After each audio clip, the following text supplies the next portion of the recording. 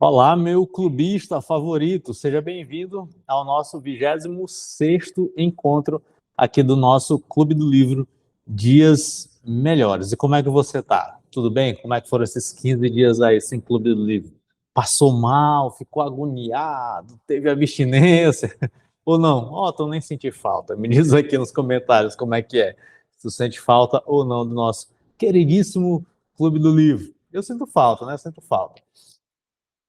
E a gente está fazendo, então, a leitura do nosso queridíssimo Demian, né, o livro do Hermann Hesse.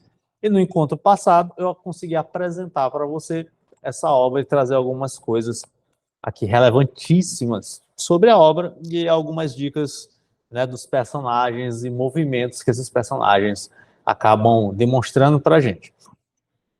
E hoje, antes de eu começar aqui a minha leitura, prometo que eu não vou passar de 20 minutos.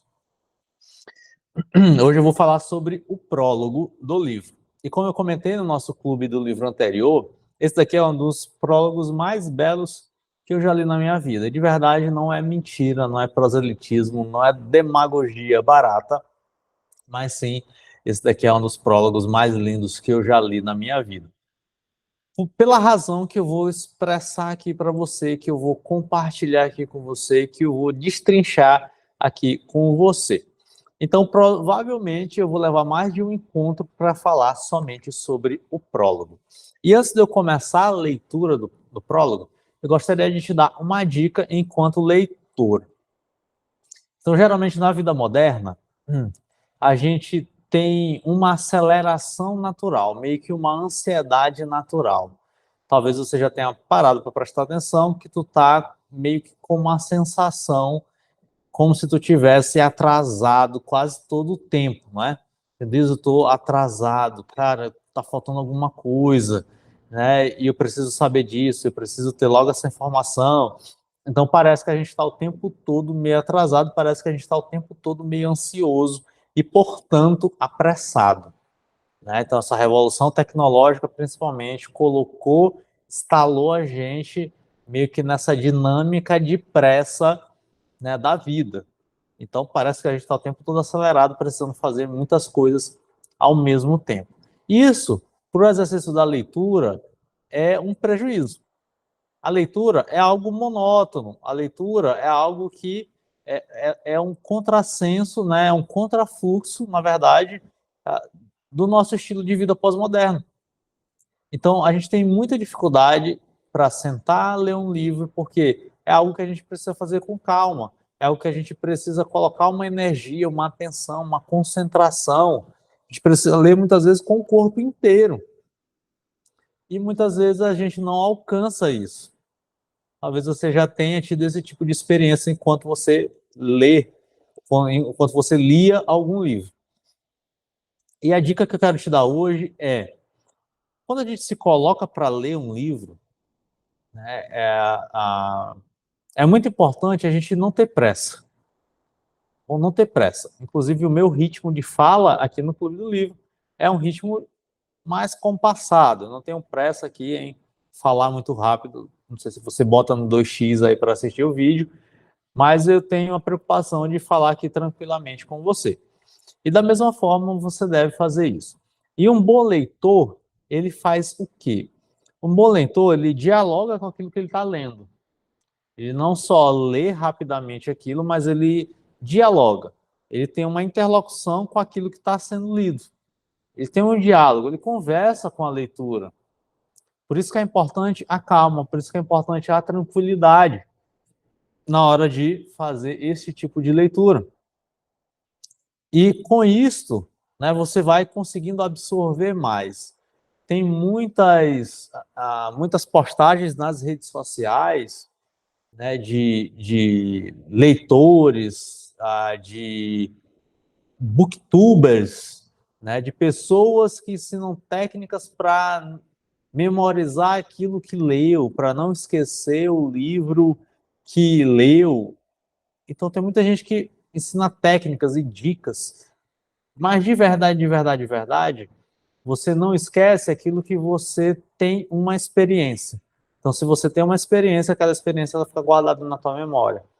Agora, se a experiência é desatenta, então você de verdade não está tendo uma experiência plena de sentido, de significado, e, portanto, mais facilmente você esquecerá aquela experiência. Então, a consequência acaba sendo negativa. E aí, muita gente ensina na internet também técnicas de leitura dinâmica, leitura rápida, como ler um livro em 2 dias. Isso são bobagens, tá bom? A leitura, ela deve ser um estilo de vida. Talvez aqui seja um leitor apaixonado falando, um leitor ideal falando, né? Meu Deus, a leitura, um estilo de vida. Sim, é porque tem gente que lê para desestressar, tem gente que lê para esquecer os problemas, tem gente que lê para alguma coisa. Então a leitura acaba sendo um meio para alcançar um determinado fim. Não que a leitura não possa proporcionar isso. Ela pode. Mas tenta ler e a finalidade última da leitura ser ela mesma. Você conseguir conversar com o texto, você conseguir dialogar com o texto. Dito isto, você vai conseguir absorver, você vai conseguir guardar em você o livro lido. E aí você nunca mais vai esquecer aquele livro.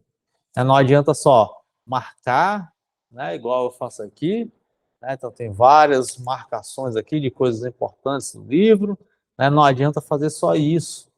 Né, eu manuseio, eu risco o livro, ó, eu não tenho problema, eu boto o post-it direitinho, como eu já mostrei aqui várias vezes, ó. Né, então não adianta só isso, não adianta fazer só isso. O que importa mesmo é você conseguir dialogar com o texto. E neste prólogo eu vou fazer isso.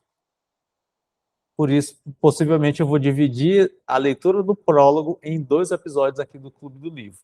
Os demais capítulos do livro, eu vou fazer uma exposição rápida do capítulo. Mas para esse prólogo eu gostaria de incentivar você, né, e quem sabe ensinar você a ter uma leitura de um leitor apaixonado, de um leitor mais maduro, de um leitor que entende que não é a quantidade de livros, mas essa interlocução, esse diálogo, muitas vezes a revolta que você tem contra ou com o próprio autor, contra aquilo que está sendo dito. E como isso acaba impactando dentro de você. Então, vamos lá.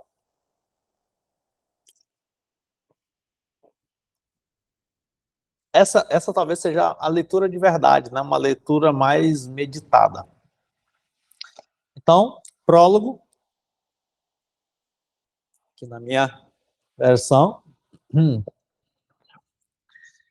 E aí o livro já começa assim. Para relatar minha história, devo retroceder bastante.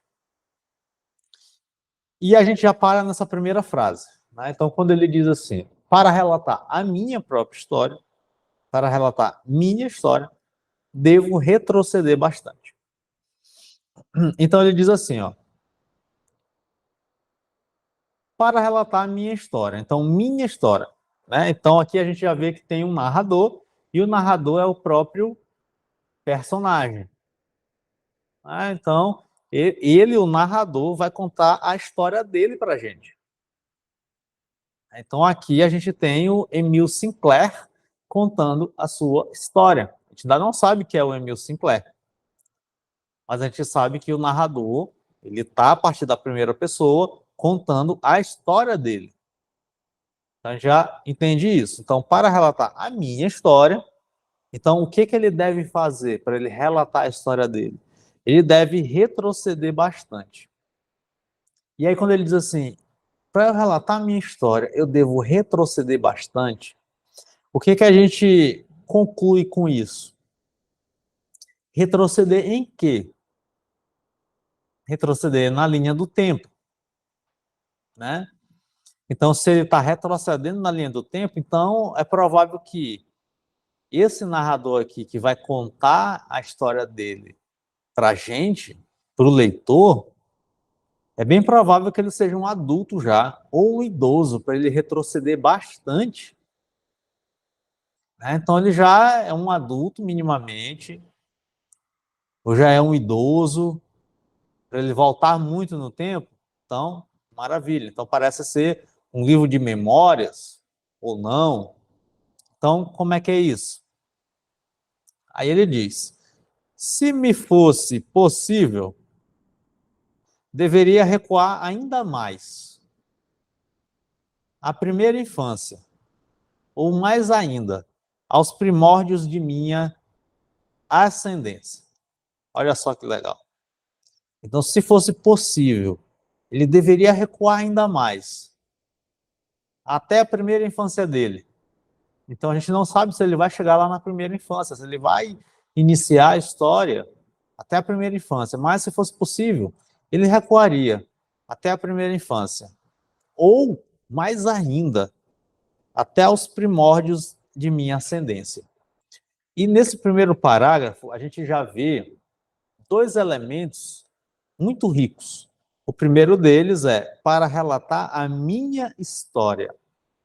Tem um filósofo espanhol, que talvez eu já tenha citado aqui no Clube do Livro, que chama Julián Maria. E o Julián Maria, desculpa, estou gravando um vídeo pós-almoço. E o Julián Maria, ele diz que a substância da vida humana é a narrativa, é a história sendo contada. Então, o Julián Maria ele vai pensar acerca daquilo que diferencia, do diferencial. O que é que diferencia o ente homem, o ser homem, do ser caneta? O que é que diferencia o ser homem do ser livro, do ente livro, da coisa livro? O que é que diferencia o homem do ser macaco? Então, o que é que diferencia? Qual é a substância mesma da existência humana? E o Julián Maria ele vai dizer que a substância mesma da vida humana é a narrativa, é a história sendo contada. Então aqui a gente já tem um problema filosófico ou uma solução filosófica, que é relatar a sua própria história. E é por isso que os livros são tão importantes na nossa formação de personalidade, na nossa formação de imaginário e na nossa formação pessoal. Porque os livros eles contam histórias. E o Emil Sinclair já vai falar um pouquinho mais na frente o que seria isso, e eu já vou pontuar também. Então aqui a gente já começa a entender, poxa, cara, olha só. Então ele está relatando a história dele, mas principalmente aqui ele já insere um repertório de psicologia rico, porque além disso, o problema filosófico, que é como eu sei que o homem é homem, e o Julián Maria ele nos traz essa resposta, que é através da narrativa, através de contar a sua própria história. Então, dessa forma, a gente sabe que o homem é homem. Então, além desse problema filosófico, então ele já insere aqui uma questão psicológica, que é qual? Para contar a história, então, ele pode retroceder à primeira infância. Ou seja, aqui tem um impacto da primeira infância nos acontecimentos seguintes à história de uma pessoa. Então é sabido dentro da psicologia que aquilo que acontece na primeira infância tem um impacto relevante nas nossas vidas. E o impacto seria no desenvolvimento de crenças para algumas teorias, por exemplo, teoria cognitivo-comportamental. Para outras teorias, seria complexo de Édipo, tipo teoria psicanalítica ou a psicodinâmica, né? Problema com os afetos, teoria dos esquemas, né? Então, esses padrões de comportamentos, padrões emocionais, crenças, complexos, valores, tudo isso, a partir da primeira infância, a gente tem ali, vamos dizer assim, uma instalação. Né? Lembrei agora do Pablo Marçal. Tem um drive instalado ali na gente, já na primeira infância, e se a gente se deixar levar pelo automático, esses drives que são instalados na primeira infância, eles acabam influenciando a gente, e a gente não percebe. E muitas vezes são drives, são crenças, são padrões, são afetos que muitas vezes podem determinar a gente. Então, o Emil Ciclé está dizendo assim, ó, poxa, para eu relatar minha história, ou seja, para eu identificar a substância da minha vida humana, então eu tenho que voltar até a primeira infância e ainda mais aos primórdios de minha ascendência. E aqui ele puxa também uma teoria psicológica.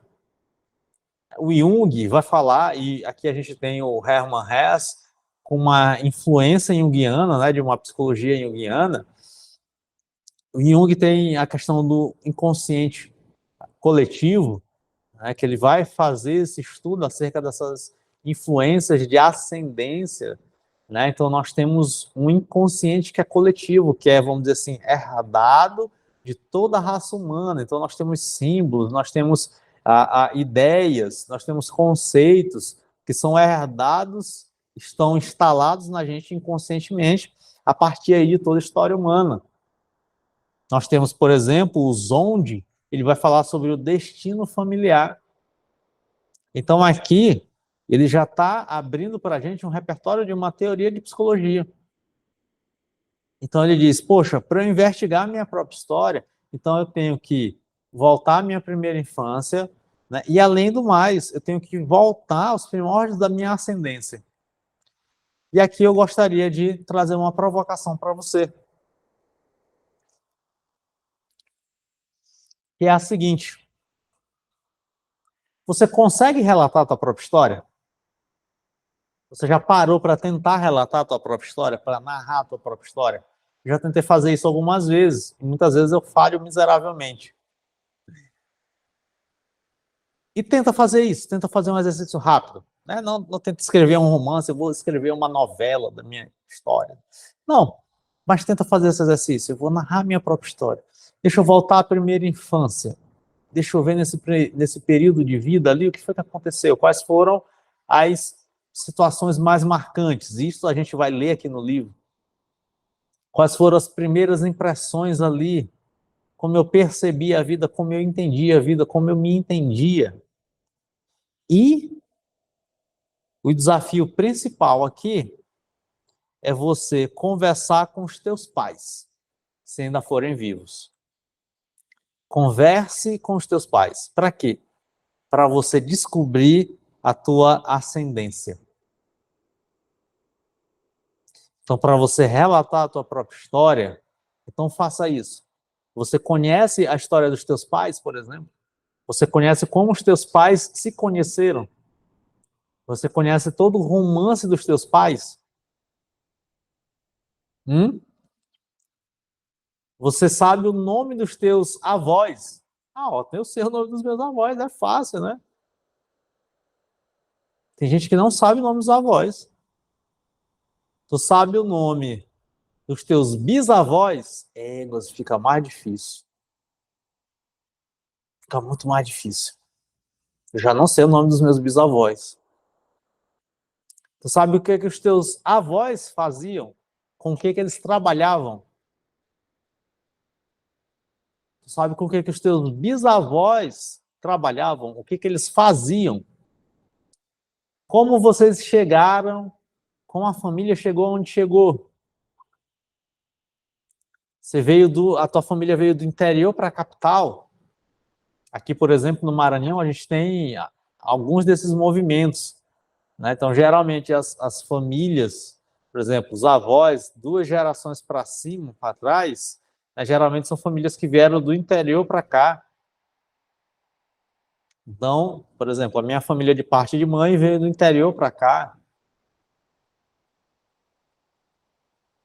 Por que eles vieram para cá? O que eles vieram fazer? Eles trabalhavam com o quê? Em qual cidade os meus avós nasceram? Eles nasceram aqui em São Luís? Eles nasceram no interior do Maranhão? Onde é que eles nasceram? Então você já parou para se perguntar isso? Então, a partir desse movimento, você começa a conhecer um pouquinho mais da tua história, da tua própria história. E olha só, como a gente vai dialogando aqui, a gente vai tendo alguns insights. Olha a verdade, ó. Poxa, se eu quiser contar minha história, se eu quiser entender um pouquinho da minha história, então eu vou precisar, inclusive, ó, por que não conhecer a minha ascendência? Porque, de repente, certos comportamentos que eu tenho São padrões familiares. São padrões familiares. Não sei se você já ouviu uma história que diz o seguinte: tem uma tradição aqui na família na época da Páscoa. E que tradição é essa? A tradição aqui, na época da Páscoa, a gente só come peixe. É proibido comer carne vermelha na Páscoa, então a gente só come peixe. Vamos comer bacalhau, vamos comer aqui, né, um bandeirado. Minha avó gostava de bandeirado. Gosta, né, que é vivo. Ah, vamos comer aqui uma pescada, vamos comer uma anchova, vamos comer um pirarucu lindo. Beleza. Mas, tradicionalmente, então, a gente corta um terço do rabo, né? A gente corta aqui, a gente divide o peixe em 3 e a gente corta os 2 terços da cabeça, né? E o terço do rabo e a gente come aqui só o meio. Só o meio. Beleza. E essa é a tradição. E aí vai lá e a neta adulta e ela fica encucada. Meu Deus, mas a cabeça do peixe é boa, o rabo do peixe é bom, por que jogam fora? Aí a netinha vai lá e pergunta para a mãe: mãe, mas por que jogam fora a cabeça e o rabo? Por que a gente não come? Não, não pode comer. A tradição da família não pode comer. Meu Deus do céu. Aí a neta vai lá e fala assim: não, vou perguntar para minha avó por que diabo é que joga a cabeça e o rabo do peixe fora. Aí a neta vai lá e pergunta: avó, por que é que na Páscoa a gente come o peixe e joga a cabeça e o rabo do peixe fora, estraga aqui esse pedaço bem aqui?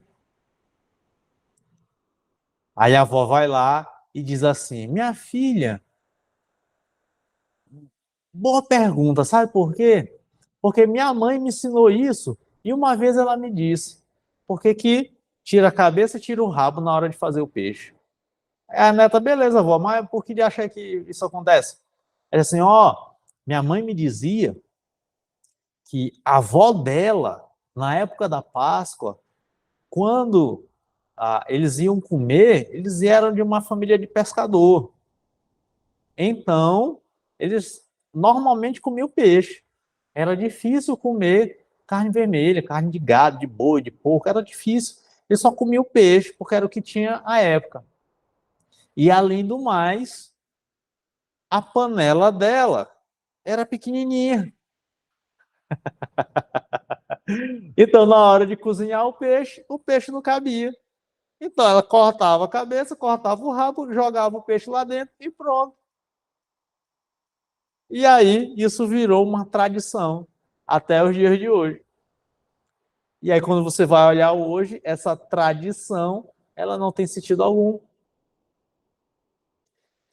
E isso ilustra muito bem como muitas vezes a gente não conhece a história da nossa família, a nossa história familiar, e muitas vezes a gente repete comportamentos, padrões de comportamento, que muitas vezes são essas heranças familiares, e que muitas vezes geram um adoecimento muito grande para a gente. Olha só. Então, talvez você nunca parou para prestar atenção e nunca parou para investigar a tua história familiar. Então, esse início de prólogo, esse primeiro parágrafo do prólogo aqui do Demian, a gente já consegue extrair, a gente já consegue dialogar várias coisas.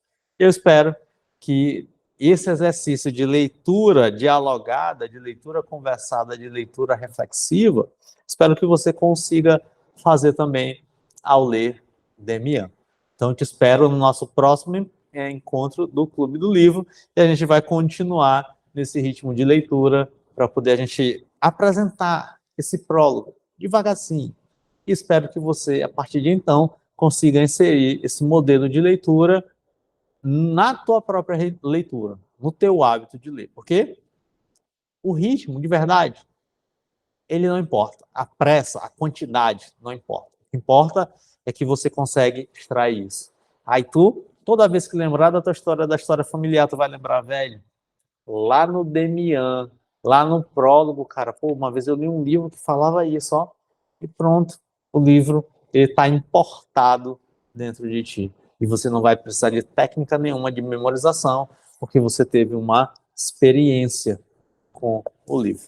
Espero que esta dica seja muito útil para você. Beijinhos e até o nosso próximo encontro. Tchau!